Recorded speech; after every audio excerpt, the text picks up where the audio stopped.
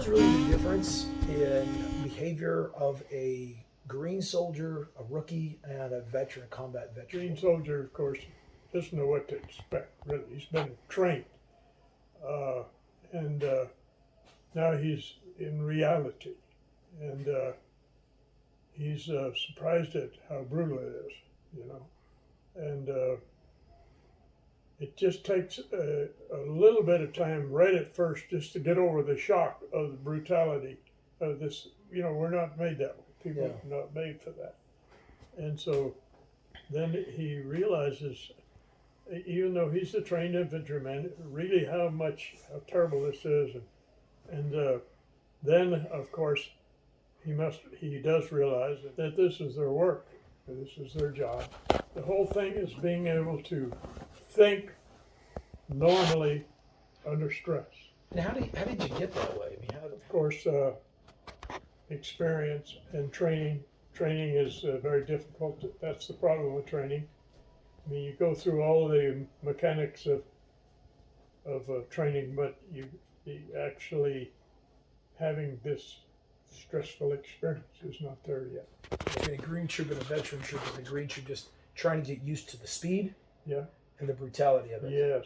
And where a veteran was used to it. He knows what to expect. Yeah, I knew what to expect. How do you get your mind right? Get over the fear, get over the nervousness? I dealt with things that are going to happen, Yeah. not with things that happened. It's confidence that has to be built by success and experience. And you get experience from training. Also gives you confidence because you know what you can do and what you can't do. You understand your equipment and your weapons and your vehicles, and that plays into your decision making. If you're not really good with those things, then you don't really know what you can do. But people that move fast are really hard to get in the corners. If people don't move with muscle memory, they're sitting here thinking about what you said, it's too late. You know, you got to move very, very quick. And I think there's a great deal of military training that's just for that, isn't there? Is you got to move in unison. You got to get 200 men with their weapons deployed, working, not half of them. Yeah. And that's a big problem. I mean, when you're attacking a hill with a 200-man company, you'd be surprised how many men don't shoot.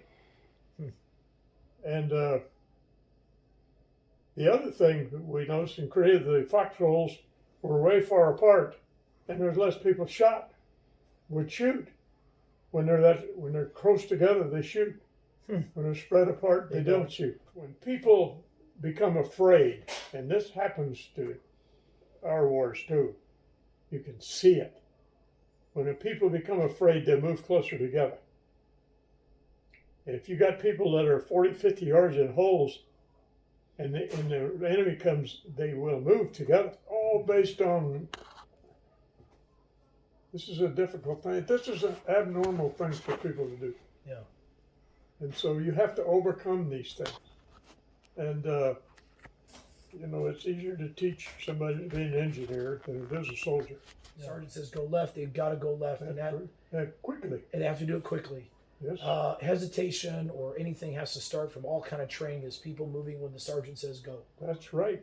And that's why all that marching, you know, they explained it to muscle memory, you know. Yeah. Absolutely. But you're tuned to this guy's voice. And that's the way you need to be to the sergeant and the lieutenant. No. You want to talk more about training? Only emphasize it's terribly important.